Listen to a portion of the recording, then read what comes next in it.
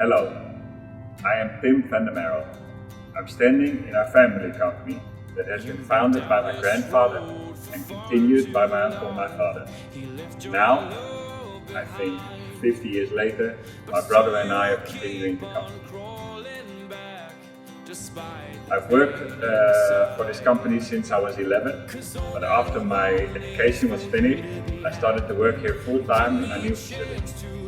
I did an internship in Japan when I was 19, and after that I visited the country almost every year.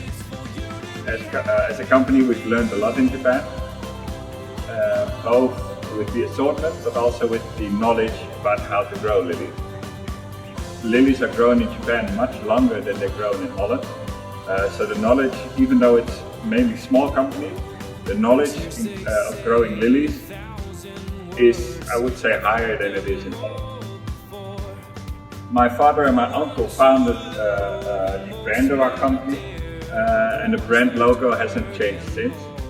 The logo of the brand is inspired by the Japanese flag, because in the 80s, when we started to grow lilies, a large section of the flowers were going to Japan.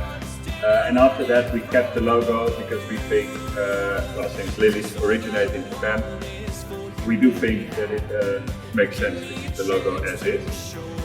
What drives me and what drives our company is to always try to be better than we are now.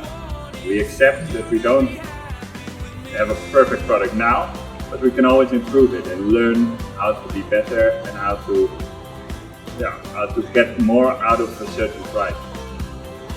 We always want to surprise our customers, and the product that we make and the company that we have should be better next year than it was in this year.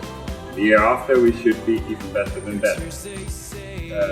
In order to achieve that, I try to visit many countries in which I can learn more about this, about lilies, and about our company in general. So far I visited Italy, Taiwan, the United States and Japan. But Japan is the one country I keep getting back to, because I think that there's always more to learn there. Japan means a lot to me. I've always felt welcome. Since my first visit, since my first internship, I felt welcome. The people are really friendly, the food is outstanding, the nature is beautiful.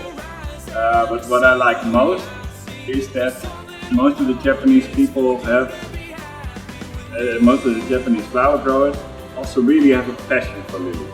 They like to grow lilies, they like to be better, they like to improve, they like to learn, and we think alike. They always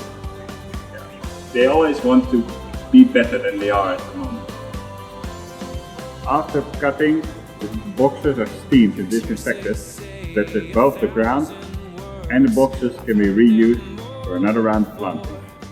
This is where the production process starts. The bulbs are planted in crates. These crates are then stacked and put on pallets, and later these boxes are put into the greenhouse. The reason we plant bulbs in crates is that we can do the pre-rooting in a stable temperature throughout the year. This means that we don't have to put the bulbs immediately in the hot greenhouse during the summer months. After planting, the bulbs go into a pre-rooting room. This is a cold storage where the temperature is kept at an even 12 degrees, and for about 2 weeks the bulbs slowly make root, and after that they go into the greenhouse. After growing into the greenhouse, flowers are cut within 10 weeks time. The two biggest differences between lily growing in Japan and in Holland would be the climate and the scale.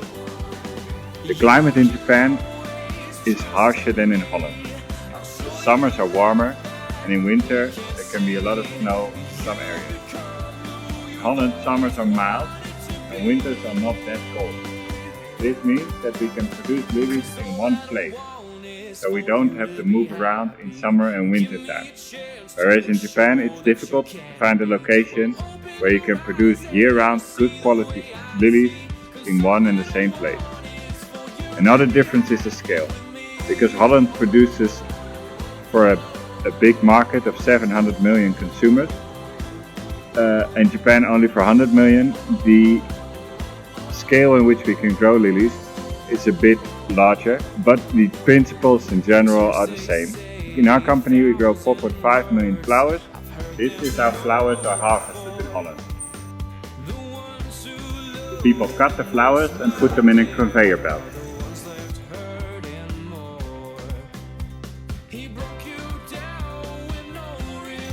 Other people bunch the flowers and then they're eventually sleeved and put in an auction cart. After this, the flowers go to the cool storage, and the day after they're sold at auction to be sent all over the world.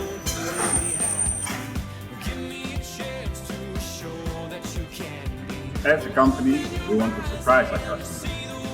To achieve this, we invest a lot in the development of new varieties. We don't only grow flowers, but we grow bulbs as well to make our varieties available for customers all over the world. We sell our flowers through the auction system, and that means that our flowers can go anywhere. But our main markets will be France, England, Germany and Russia. Though the last couple of years, the Middle East has been growing as an important buyer as well. We select our varieties mainly for flower shops, meaning that we look at characteristics which would be relevant for a flower shop owner and which would make it easy for them to sell the flowers. For us, the most important thing is that the flower shop can sell all the flowers that he buys, so he doesn't have any waste. And in order to achieve that, we want to select varieties which look very attractive for the consumer in the stage that the flower shop sells them at, so that he doesn't have any loss.